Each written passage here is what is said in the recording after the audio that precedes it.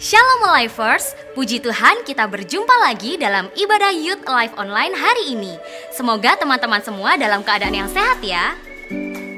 Buat teman-teman yang belum tergabung dalam ibadah Cool Online, dapat menghubungi di nomor di bawah ini. Bagi teman-teman yang rindu memberikan persembahan, dapat mentransferkan ke rekening BCA di nomor 4400303032 atas nama GBI Seropati. Dan teman-teman jangan lupa untuk follow Instagram Youth Alive di @alivemlg. Mari kita siapkan Alkitab kita buka hati kita untuk menerima kebenaran firman Tuhan hari ini. Selamat beribadah, Tuhan Yesus memberkati. Pentakosta ketiga adalah pencurahan Roh Kudus yang dahsyat di zaman ini, melebihi yang terjadi di Azusa Street. Pentakosta ketiga akan mengakibatkan penuaian jiwa yang terbesar dan yang terakhir sebelum Tuhan Yesus datang kembali. Pentakosta ketiga akan membangkitkan generasi Yeremia, yaitu anak-anak muda yang dipenuhi Roh Kudus, cinta mati-matian kepada Tuhan Yesus, tidak kompromi terhadap dosa, dan akan bergerak untuk memenangkan jiwa. Pentakosta ketiga lahir di Indonesia dan bergerak ke bangsa-bangsa. Gerakan ini dari timur ke barat dan akan kembali ke Yerusalem. Pentakosta ketiga akan memberikan kuasa untuk menyelesaikan amanat agung. Dan setelah itu, Tuhan Yesus datang kembali. Shalom Alivers, mari kita bersorak untuk Tuhan, haleluya. Sebab hanya Engkau Allah yang besar, Engkau Allah yang baik, amin.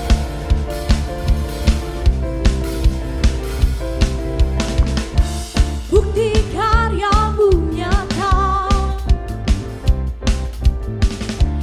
dari hari ke hari, besar cinta-Mu nyata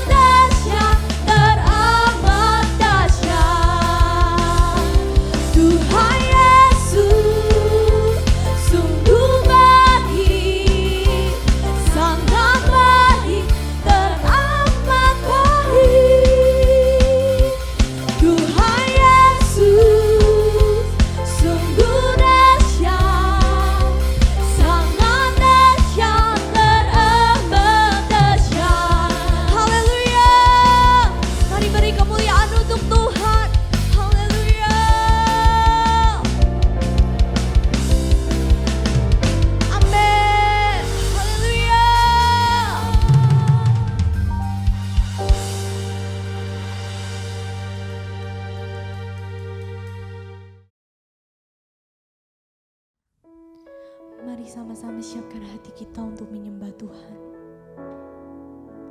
Hanya Engkau kekuatan kami ya Tuhan. Sama-sama katakan. Dengan segenap hati dan jiwaku, ku datang padamu dalam kerinduan. Kasih-Mu yang sanggup menopangku dan menguatkanku dalam pengharapan. Yesus, Engkaulah permata hatiku. Dunia tak dapat menggantikan-Mu. Kemuliaan-Mu tercurah bagiku, menjadikanku indah dan semakin indah bagimu. Sama-sama katakan lagu ini dari awal. Dengan segenap hati dan jiwaku, ku datang padamu dalam kerinduan. Kasih-Mu Tuhan, kasih-Mu yang sanggup mengubahku dan menguatkanku dalam pengharapan. Sekali lagi kita katakan. Dengan segenap hati dan jiwaku, kami datang kepadamu Tuhan, dengan segenap hati kami Tuhan. Kasih-Mu yang sanggup mengubahku dan menguatkanku dalam pengharapan. Yesus, Engkaulah permata hatiku. Dunia tak dapat menggantikan-Mu. Kemuliaan-Mu tercurah bagiku, menjadikanku indah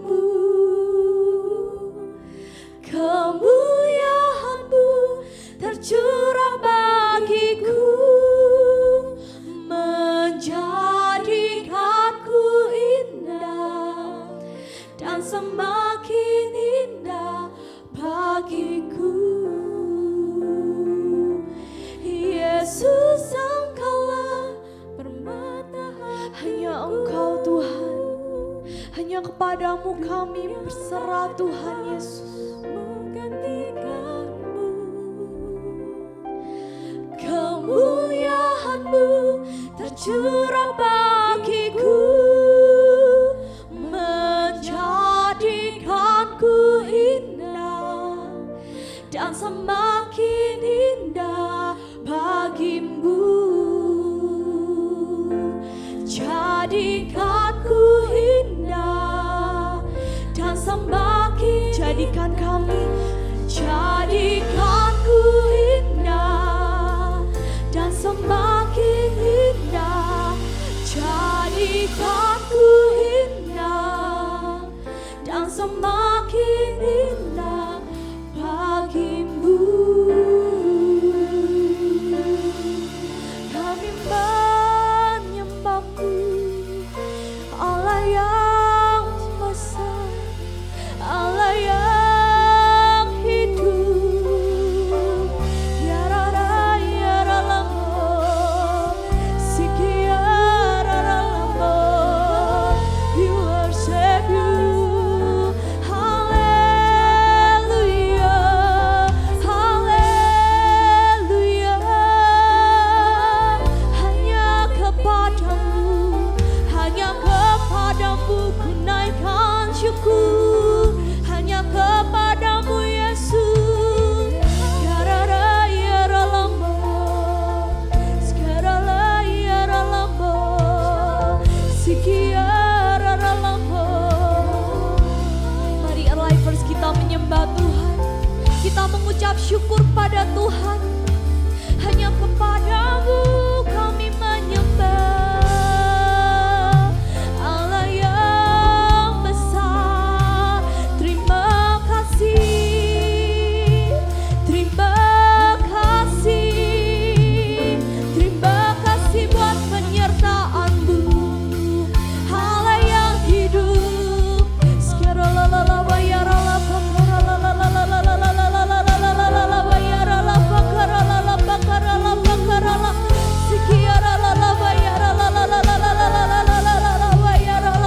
ampuni kami Tuhan, ampuni kami Tuhan, ajar kami untuk bisa menyenangkan hati-Mu Tuhan. Hanya ini yang kami bisa Tuhan.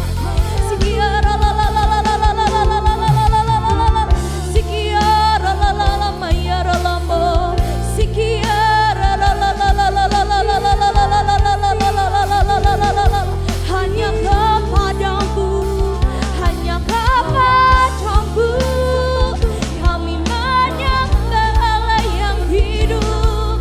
Hanya Yesus namanya, hanya Engkau tempat pengharapanku.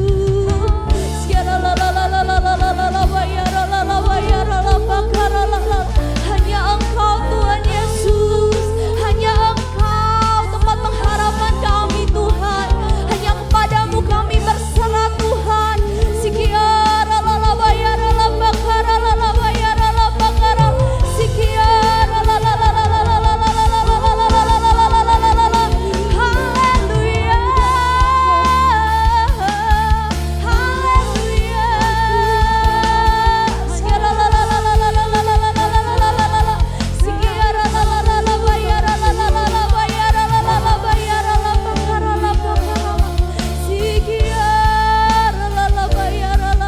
Hanya Engkau Allah yang besar, hanya Engkau Allah yang besar, Allah yang hidup.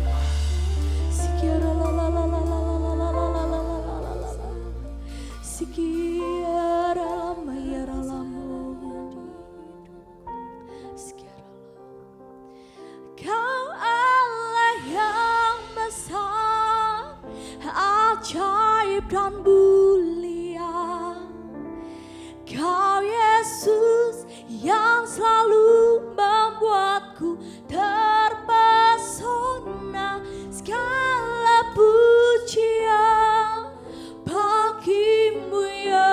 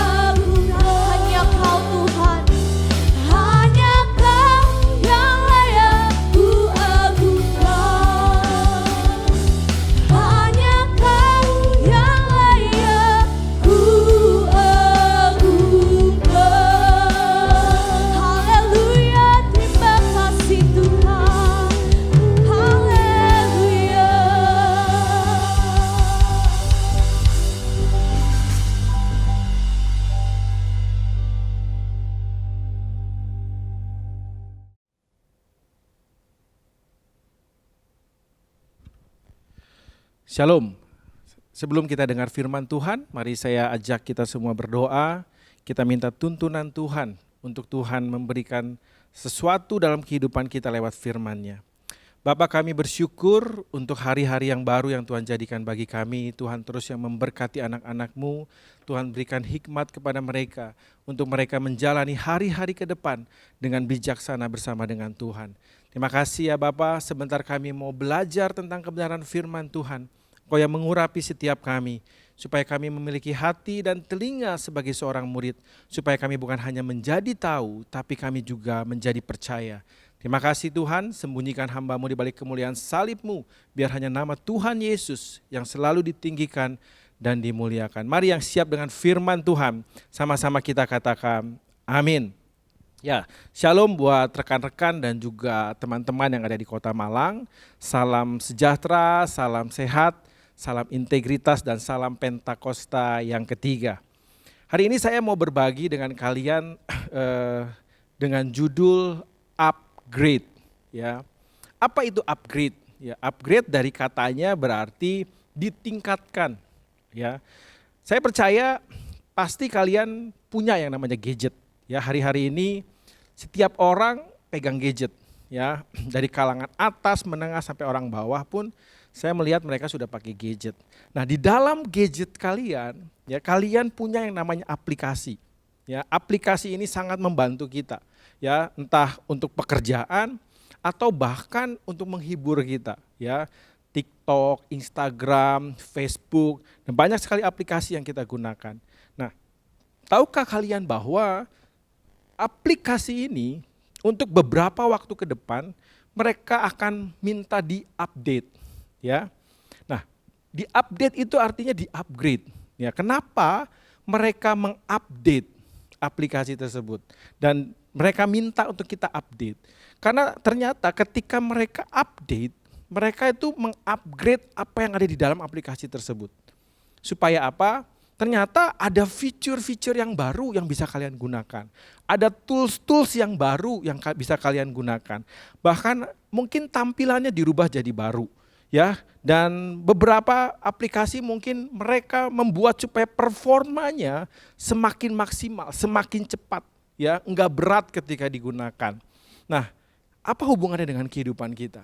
Nah, teman-teman, ternyata ya sama dengan kehidupan kita. Ya, kita tuh harus selalu diupdate, ya.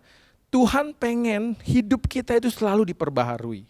Nah, dari aplikasi tersebut, ketika mereka minta update, ternyata beberapa lama kemudian gadget kalian atau handphone kita, softwarenya pun akan minta untuk diupdate, akan minta untuk di-upgrade. Kenapa? Untuk si gadget ini, untuk handphone ini, smartphone ini bisa menjalankan aplikasi-aplikasi baru tersebut, ya. Nah, dengan kehidupan kita hubungannya adalah gini. Kita tahu bahwa dunia ini berkembang begitu cepat. Teknologi berjalan begitu cepat, ya. Kalau kita sebagai manusia, kita nggak pernah mengupdate kehidupan kita nggak pernah upgrade kehidupan kita, maka kita akan ketinggalan. Benar gak? Ya, kamu perhatikan di media sosial, kamu baca berita, lihat di mana saja. Ya, perkembangan teknologi mulai dari elektronik, mulai dari kehidupan sosial, segala macam. Ekonomi semua berkembang secara cepat. Kalau kita nggak pernah mau berubah, kita nggak mau mengupgrade kehidupan kita akan ketinggalan. Kita akan sulit menghadapi tantangan ini. Dan ternyata, sadarkah kalian teman-teman, bahwa ketika kamu terima Yesus sebagai Tuhan dan Juru Selamat, Tuhan itu mengupgrade kehidupan kita. Tuhan itu mengupdate kehidupan kita. Untuk apa? Untuk kita bisa bertahan di zaman kita. Untuk kita bisa berjalan melalui kehidupan kita. Tuhan tahu tantangan-tantangan yang akan kita hadapi. Karena itu ketika kita terima Yesus dan Tuhan sebagai Tuhan dan Juru Selamat, kamu itu diperbaharui Tuhan. 2 Korintus 5 ayat 17 mengatakan demikian. Ya, 2 Korintus 5 ayat 17. Jadi siapa yang ada di dalam Kristus, ia adalah ciptaan baru. Yang lama sudah berlalu, sesungguhnya yang baru sudah datang. Kalian bayangin, luar biasa gak? Ya, Jadi ketika kamu jadi anak Tuhan, kamu terima Yesus, Tuhan perbaharui kehidupan kamu. Seolah-olah kayak software di dalam hidup kamu tuh diambil Tuhan, Tuhan ganti dengan yang baru. Untuk apa? Untuk kamu bisa menjalani kehidupan kamu. Dia tahu tantangan-tantangan yang akan kita hadapi. Karena itu teman-teman, ya, kita lihat apa yang dikatakan Alkitab. Ketika Tuhan mengupgrade kehidupan kita, ketika Tuhan merubah kehidupan kamu dan saya, apa yang Tuhan lakukan? Yang pertama, dikatakan bahwa kita dimerdekakan oleh Tuhan. Ya, jadi ketika Tuhan mengupgrade kita, pertama Dia lakukan adalah Dia memerdekakan kehidupan kita. Ya, artinya apa? Dulu kita adalah hamba dosa. Setelah kita terima Yesus, kita dimerdekakan oleh Tuhan. Dimerdekakan dari apa? Roma 8 ayat 2 mengatakan demikian. Roh yang memberi hidup telah memerdekakan kamu di dalam Kristus dari apa? Dari hukum dosa dan hukum maut. Jadi pertama yang Tuhan lakukan adalah untuk memperbaharui kehidupan kita. Pertama Dia merdekakan hidup kita. Ya, Dia lepaskan kita dari namanya hukum dosa dan hukum maut. Apa itu hukum dosa, hukum maut? Hukum dosa itu adalah hukum yang terus menjerat kehidupan kamu dan saya. Untuk kita terus jatuh di dalam dosa. Hukum dosa ini membuat kita terus diintimidasi oleh si jahat. Yang mengatakan bahwa kamu itu gak layak di hadapan Tuhan. Kamu itu gak mungkin diberkatin Tuhan. Udah percuma kamu datang sama Tuhan. Percuma kamu beribadah. Percuma kamu pujian penyembahan. Kamu tuh orang berdosa. Itu hukum dosa. Hukum dosa akan mengintimidasi kamu. Sehingga kita apa? Semakin jauh daripada Tuhan. Dan yang kedua adalah hukum maut. Hukum maut adalah hukum yang mengatakan bahwa kamu gak akan bisa selamat. Ya, keselamatan itu harus kamu usahakan sendiri. Ya, saya punya teman ya, dia Kristen ya, tapi dia selalu menjalankan beberapa ritual agama lain. Ya, kalau saya tanya sama dia, kenapa kamu lakukan itu? Ya, kita kan nggak tahu. Siapa tahu dengan saya melakukan ini, justru keselamatan dari sini. Wah, bahaya teman-teman. Ya, artinya apa? Dia nggak punya keyakinan penuh. Dia nggak mengerti arti dari kekristenan. Sebab kekristenan bicara tentang pembebasan daripada Tuhan. Ya, banyak orang Kristen, mereka nggak sadar bahwa hidupnya sudah dibebaskan Tuhan. Bahwa dia sudah dimerdekakan Tuhan dari hukum dosa dan hukum maut. Ya, jadi yang pertama itu, kita harus mengerti, kita harus menyadari dan kita harus menghidupi bahwa kita ini sudah dimerdekakan Tuhan. Kita hidup di dalam kebenaran, kita hidup di dalam Kristus. Sehingga apa? Dosa tidak bisa menuntut kita lagi. Dosa yang lama sudah berlalu, ya. Tuhan membersihkan dosa kita seperti kain kirmizi, seputih salju. Yang kedua yang Tuhan lakukan adalah setelah Tuhan merdekakan kamu dan saya, yang luar biasa dia katakan bahwa Dia merubah status kita. Ya, Yohanes pasal 15 ayat 14. Ya, jadi yang kedua Tuhan rubah status kita. Yohanes 15 ayat 14 mengatakan demikian. Kamu adalah sahabatku. Jikalau kamu berbuat apa yang kuperintahkan kepadamu. Dulu kita adalah hamba dosa. Ya, kita hamba, kita diperbudak dosa. Seperti bangsa Israel diperbudak oleh Mesir. Ketika Tuhan merdekakan kita, Dia ubah status kamu jadi orang merdeka. Bahkan Yesus bilang, kamu tuh sahabat, kamu tuh bukan lagi hamba. Bahkan yang luar biasa adalah ketika Yesus mengatakan bahwa kamu panggil Allah itu Bapa. Ya, ketika Dia mengajarkan doa Bapa kami, Yesus mau bilang, Bapa itu rindu sama kamu. Ya, kamu bukan lagi hamba, tapi di mata Allah kita diangkat statusnya menjadi anak-anak Tuhan. Roma 8 ayat 15. Roma 8 ayat 15. Sebab kamu tidak menerima roh perbudakan yang membuat kamu menjadi takut lagi, tetapi kamu telah menerima roh yang menjadikan kamu anak Allah. Oleh roh itu kita berseru, ya Aba, ya Bapa. Bayangin teman-teman, luar biasa ya. Dia merdekakan kita, Dia rubah status kita dari seorang hamba kepada sahabat Kristus. Bahkan di mata Bapa kita adalah anak. Karena itu tidak ada lagi pembatas antara Kristus dengan kita. Tidak ada lagi pembatas antara kita dengan Allah. Ya, status ini memberikan kepada kita otoritas untuk kamu bisa langsung koneksi dengan Tuhan. Kamu datang kepada Tuhan, kamu berdoa kepada Tuhan. Dia adalah Bapamu dan kamu adalah anak-anaknya. Yang ketiga, Ya, apa yang Tuhan lakukan ketika dia mengupgrade kehidupan kita, memperbarui kehidupan kita. Yang ketiga adalah dia kasih hak-hak yang baru buat kamu dan saya. Dia kasih janji-janji Tuhan. Ya, dulu kita sebagai hamba tuh nggak punya hak. Hak-hak hamba itu dibatasi oleh tuannya. Tapi Alkitab mengatakan ketika kamu ya ada di dalam Kristus. Kita lihat di Galatia 3 ayat 29. Galatia pasal 3 ayat 29.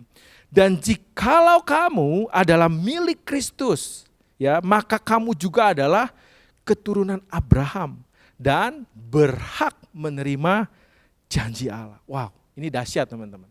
Ya, dulu kita nggak punya hak, sekarang kita punya hak atas janji-janji Tuhan. Artinya apa? Jangan takut datang kepada Tuhan. Kalau kamu dapat firman, kamu dapat rema dari Tuhan. Mengatakan bahwa ketika kamu sakit, firman Tuhan katakan bahwa segala sakit penyakit kamu sudah ditanggung oleh Kristus. Kamu deklarasikan itu. Kita berhak atas kesembuhan itu. Ya, kalau kamu dalam masalah ekonomi, firman Tuhan mengatakan bahwa Dia berjanji akan memberkati kita, bahkan kita menjadi berkat bagi bangsa-bangsa. Deklarasikan itu hak kita. Ya, ini harus kita sadari sebagai anak-anak Tuhan ketika kita di-upgrade sama Tuhan. Yang keempat adalah kita masuk dalam suatu big plan yang luar biasa. Ya, kamu tuh diajak Tuhan masuk ke dalam rancangannya yang dahsyat. Dalam rancangannya yang luar biasa. Di luar Tuhan, kamu melakukan segala sesuatu sendiri dengan kekuatan kamu. Ya, apa yang bisa kamu pikirkan dengan kemampuan kamu, dengan pikiran kamu, dengan studi kamu, dengan keahlian yang kamu miliki, ya, itu nggak ada apa-apanya dibanding dengan rancangan Tuhan. Kita lihat Yeremia 29 ayat 11. Ya, Yeremia 29 ayat 11. Sebab aku ini mengetahui rancangan-rancangan apa yang ada padaku mengenai kamu, demikian firman Tuhan, yaitu rancangan damai sejahtera dan bukan rancangan kecelakaan, untuk memberi kepadamu hari depan yang penuh harapan. Wow, teman-teman, ya, kita dimerdekakan, diubah statusnya. Lalu apa yang Tuhan lakukan? Dia juga mengatakan kita berhak atas janji-janjinya. Dan kita diikut sertakan dalam rancangan Tuhan yang dahsyat. Rancangan damai sejahtera buat kita. Rancangan sukacita. Bahkan dikatakan hari-hari depan yang penuh harapan. Di luar sana banyak orang yang kehilangan pengharapan. Karena apa? Mereka nggak di dalam Kristus. Tetapi kamu di dalam Kristus, ya, selalu ada pengharapan di dalam Tuhan. Yang kelima, apa yang Tuhan lakukan? Ya, setelah Tuhan merdekakan kita, ubah status kita, kita diberi hak-hak yang baru. Lalu dikatakan bahwa kita masuk dalam rancangan Tuhan yang dahsyat. Yang kelima yang luar biasa adalah Tuhan kasih penolong buat kita. Ya, Tuhan janji kamu gak akan sendirian di muka bumi ini. Yohanes 14 ayat 16. Yohanes 14 ayat 16. Aku akan meminta kepada Bapa dan Ia akan memberikan kepadamu seorang penolong yang lain, supaya menyertai kamu sementara. Enggak, dikatakan selama-lamanya. Dahsyat teman-teman. Ya, kita dikasih penolong seolah-olah seperti ini. Kita dikasih asisten sama Tuhan untuk menyertai kehidupan kamu dan saya. Dia akan menuntun kamu, Dia akan meng-guide kehidupan kita kepada destiny Tuhan. Ya, kalau kamu menyimpang ke kanan atau ke kiri, Roh Kudus akan membawa kamu balik masuk dalam rencana Tuhan. Ya, Dia akan mengingatkan kamu akan firman Tuhan yang pernah kamu baca. Dia akan menegur kamu ketika kamu jatuh di dalam dosa. Ketika kamu mulai jauh dari Tuhan, Dia akan menarik kamu kembali. Wow, Tuhan luar biasa teman-teman. Artinya apa? Dia bukan hanya memperlengkapi kita, tapi Dia kasih asisten, kasih guide buat kehidupan kita. Supaya kita tetap terus di dalam jalurnya Tuhan. Nah, ini yang Tuhan lakukan ketika Dia mengupgrade kehidupan kamu dan saya. Nah, teman-teman, pertanyaannya adalah gini. Ketika Tuhan sudah upgrade kita, ya, Tuhan kasih kita prosesor yang baru dalam kehidupan kita. Performa kita udah dahsyat nih, ya. Artinya apa? Ketika kamu terima Yesus sebagai Tuhan dan Juru Selamat, surga itu support kamu secara maksimal. Apa yang kamu perlukan di muka bumi, tantangan-tantangan apa yang akan kamu hadapi di depan, Tuhan sudah siapkan semua. Surga udah supply semua kebutuhan kamu. Ya, pertanyaannya adalah bagaimana kita menjalani kehidupan dengan sesuatu yang baru yang sudah Tuhan jadikan buat kehidupan kita. Ya, sesuatu yang baru dalam diri kamu. Sama seperti gadget yang di-upgrade, yang di-update softwarenya. Softwarenya ini performanya ini udah dahsyat banget, ya. Tinggal dia bisa menjalankan apa. Apa yang bisa dilakukan? Ya banyak orang, beberapa mungkin orang kaya yang mereka gaptek, tapi mereka punya gadget-gadget yang dahsyat, ya, gadget-gadget yang performanya luar biasa. Tapi yang dilakukan apa? Cuman buat pakai WhatsApp, buat telepon, buat SMS, ya. Dia kan nggak tahu fungsinya. Mereka nggak tahu kehebatan gadget ini, ya, untuk menjalankan aplikasi-aplikasi yang luar biasa. Bisa digunakan untuk hal-hal yang lebih berguna lagi. Sama dengan kehidupan kita. Jangan ketika Tuhan sudah update kamu dan saya, lalu kita diem aja. Ya, kalian tahu gak? Ada satu, ya, ini kisah nyata, ya. Ada satu perusahaan gadget yang terkenal di tahun 1900-an. Ya, saya nggak tahu apakah kalian pernah pakai gadget ini, tapi saya pernah pakai, yaitu Nokia. Ya, ini gadget luar biasa. Hampir setiap minggu atau setiap bulan kita tuh lihat satu tabloid, ya, akan keluar gadget baru dari produk ini, ya. Kita tuh ada satu tabloid, kita lihat, waduh, ya, modelnya baru, ya, performanya baru, tampilannya baru. Orang kadang berusaha untuk dapatkan handphone ini, punya handphone yang terbaru ini. Tapi apa yang terjadi? Tahun 2000, ya, tiba-tiba Samsung dan Apple melampaui perusahaan ini, ya. Dan perusahaan ini tiba-tiba jatuh, hilang entah kemana. Ya, produk-produknya udah nggak ada lagi di pasaran. Orang udah nggak mau pakai lagi. Akhirnya 2013, ya, dia menjual perusahaannya kepada Microsoft. Lalu presiden dari Nokia ini, ketika diwawancara dia bilang ini, kami tidak melakukan kesalahan apapun, tapi tiba-tiba kami kalah. Ya, sama Bapak, teman-teman. Kamu mungkin, ya, nggak melakukan dosa apa-apa, tapi ketika kamu nggak bertindak, kamu nggak berbuat apa-apa, dunia itu bisa melampaui kamu. Dunia itu bisa melewati kamu, tiba-tiba kamu kalah. Kamu nggak bisa bersaing, kamu nggak bisa bertahan dalam kehidupan kamu. Itulah kenapa Roma 12 ayat 2 mengatakan demikian. Ya, jadi ketika kita sudah di-upgrade Tuhan, Roma 12 ayat 2 mengatakan demikian. Janganlah kamu menjadi serupa dengan dunia ini, tetapi berubahlah oleh pembaharuan budimu. Ya, pembaharuan yang Tuhan berikan dalam kehidupan kita, kita juga harus berubah. Sehingga kamu dapat membedakan manakah kehendak Allah, apa yang baik, yang berkenan kepada Allah, dan yang sempurna. Jadi Alkitab juga minta kamu dan saya, kita semua untuk berubah. Ya, setiap orang pengen ada perubahan. Ya, mungkin keluarga kamu berantakan, mungkin studi kamu berantakan, mungkin bisnis kamu berantakan. Kamu pengen ada perubahan, kamu pengen ada peningkatan, ada kemajuan. Tapi kadang orang tuh dianya nggak mau berubah. Ya, kita pengen keadaan berubah, tapi kitanya nggak mau berubah. Jadi kalau ditanya siapa mau perubahan, saya mau perubahan. Siapa yang mau berubah? Belum tentu semua orang mau. Ya, jadi untuk kita mengalami perubahan, Tuhan minta kita berubah. Nah, apa yang harus kita lakukan?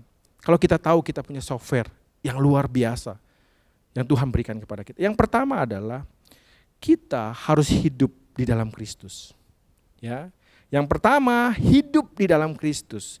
Yohanes 15 ayat 7 mengatakan, "Jikalau kamu tinggal di dalam Aku dan firman-Ku tinggal di dalam kamu, mintalah apa saja yang kamu kehendaki dan kamu akan menerimanya."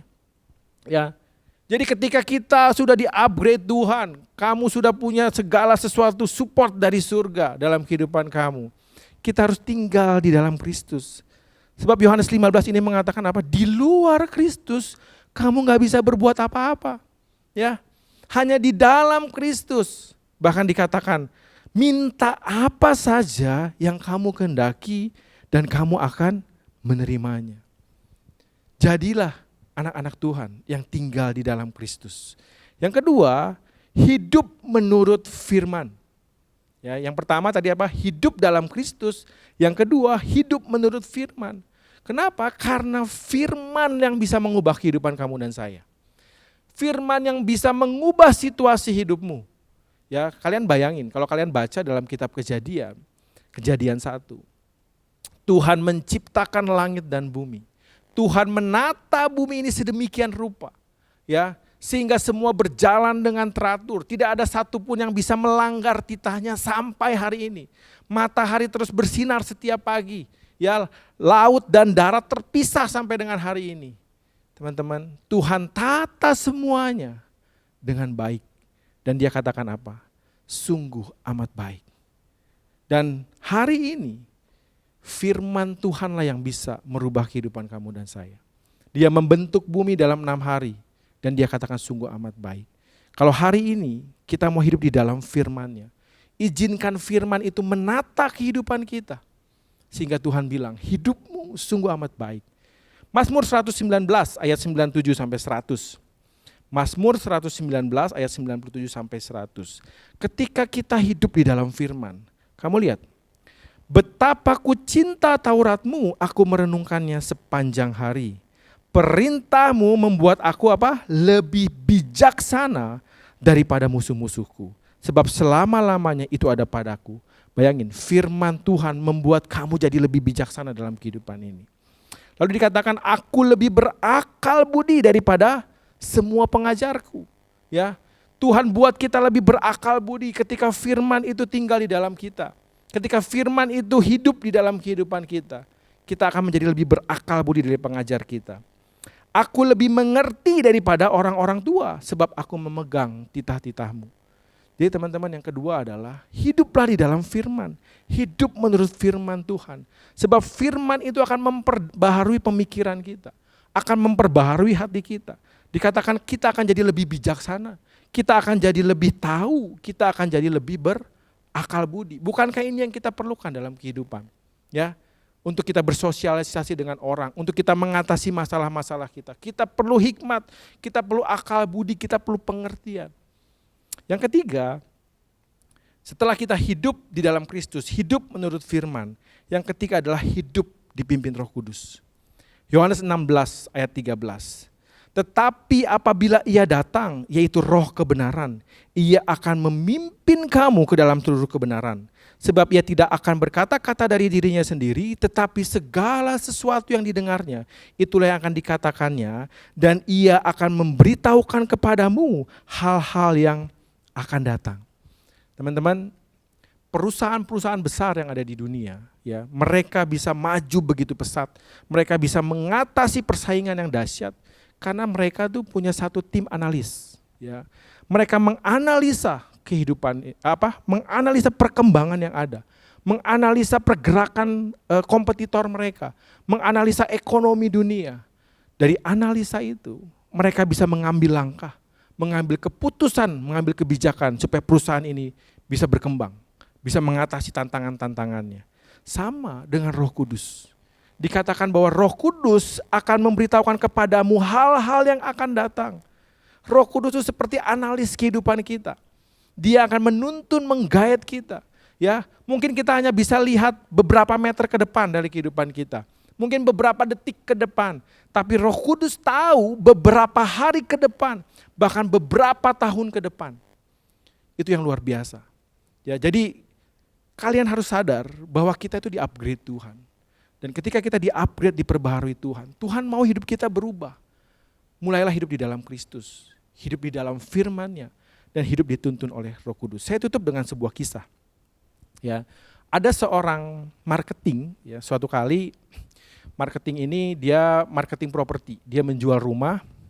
Dia punya listingan yang sangat banyak, ya, cukup banyak lah listingan yang banyak. Listingan itu artinya daftar rumah-rumah yang berhak dia jual karena dititipkan lewat orang tersebut.